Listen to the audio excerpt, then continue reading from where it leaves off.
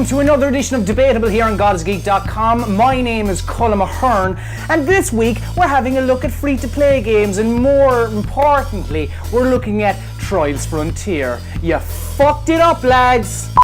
Author Robert Heinlein popularised the "there's no such thing as a free lunch" phrase back in 1966 with his book The Moon is a Harsh Mistress, and that still rings true today. The cynical person in all of us will question why someone is doing a selfless good deed.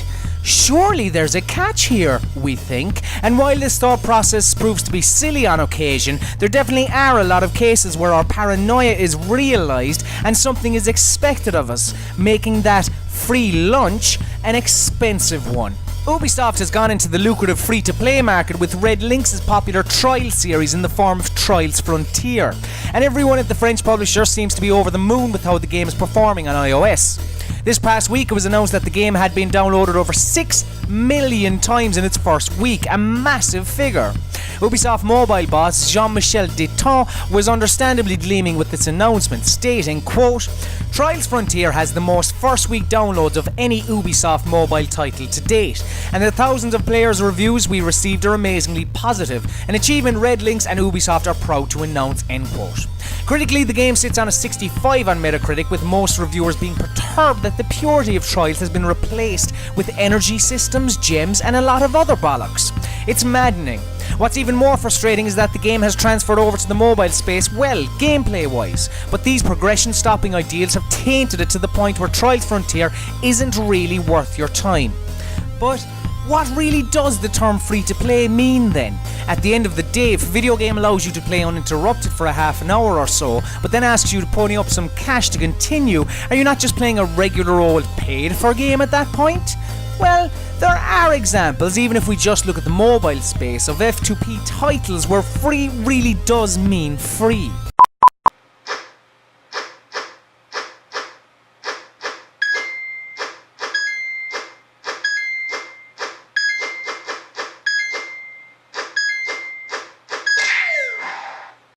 Yes, earlier this year we all had a mild case of the flaps now, didn't we? Vietnamese developer Dong, and please excuse my pronunciation, Nguyen, released his Infinite Runner Flappy Bird on the App Store in May 2013, but it wasn't until January 2014 where the little yellow avian creature became somewhat of a poster boy for iPhone gaming, criticised for its unforgiving gameplay and, shall we say, backdrops that were kind of influenced by another game. Flappy Bird drew the ire of millions around the world, whilst others couldn't get enough flying into pipes.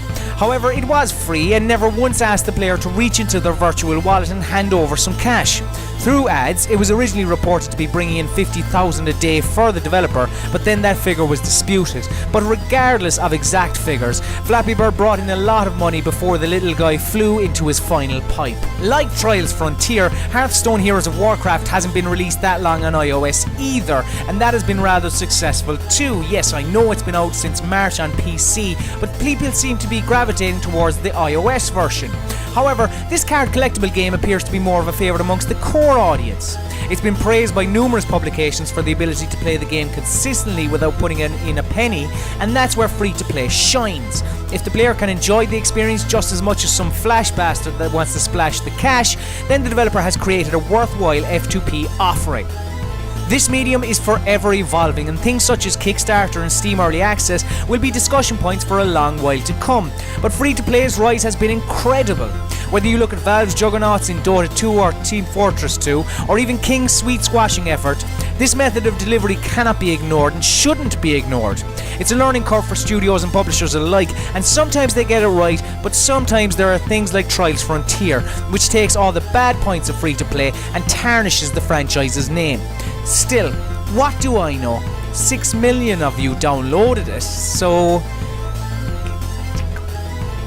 yeah? There's definitely promise when it comes to free-to-play. I mean, like when you look at like the PC side of things and just taking Valve, and I know everyone goes, oh Jesus Christ, Valve gave and blah blah blah blah blah, but like Dota 2 and TF2 and the hats and the kind of aesthetic stuff seems like the way to go. That way you're not punishing people for not giving you money. But look, I don't know, there's so many different avenues you could go down when discussing free-to-play, because as I said, it is an ever kind of growing market within video games, as video games is still very young. We have to remember that when all of the shit hits the fan. We're just growing. We're constantly growing. But look, that's just what I think. So please tell us what you think in the comments of the YouTube video or the article, or tweet me or whatever. Because everything I say in this show is always debatable.